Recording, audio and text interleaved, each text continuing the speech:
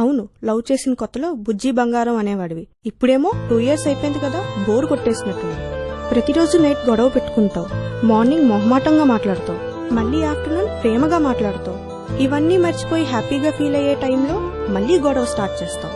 Life long నీతో love లో ఉందాం అనుకున్నావు, కానీ ఆ లవ్ లోనే లైఫ్ లేకుండా చేస్తున్నావు.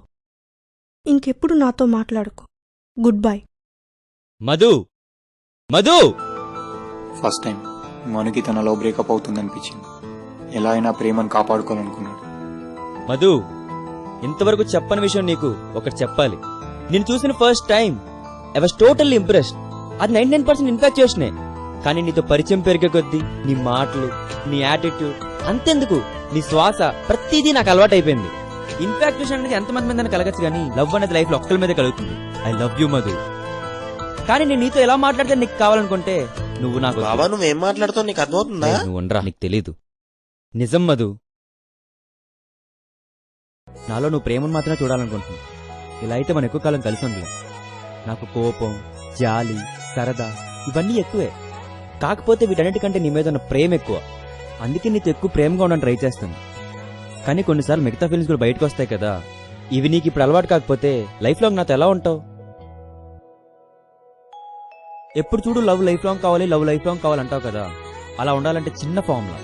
ఎన్నిసార్లు గొడవైనా మనం కలిసిన హ్యాపీ మూమెంట్స్ ఒక్కసారి గుర్తెచ్చుకో. అసలు నీకు బ్రేకప్ అనే థాటే రాదు. నిజంగా లవ్ లో ఉన్న పీక్ స్టేజ్ చూడాలనుకుంటే మనకి ఏ సరిపోదు మధు. లవ్ లో ఉన్న అన్ని యాంగిల్స్ చూడగలిగితేనే అసలు లవ్ అంటే ఏంటో నీకు అర్థం. అలాంటి లవ్ నేను చూడడానికి రెడీగా ఉన్నాను. అంతవరకు నాకు తోడుంటావా మధు?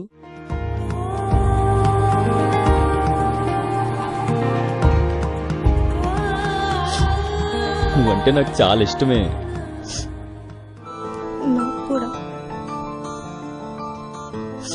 ఇలా నాతో ఎప్పుడు గొడవ పడకుండా ఉంటావా? మధు, మాట్లాడుకోవడం, ముద్దులు పెట్టుకోవడం, గొడవలు పడడం, మళ్ళీ కలిసిపోవడం, లవ్ లో ఎంతకంటే కిక్కే ఉంది మధు.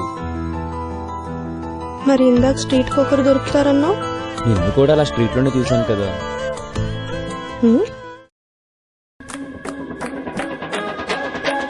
రాక్షసి, నువ్వు లేకపోతే ఇప్పుడే బండరాయి గుర్తుకొని చచ్చిపోతాను. ఈవినింగ్ ఫుడ్ కోర్ట్ కి రా, రాకపోతే నేనే చంపేస్తాను.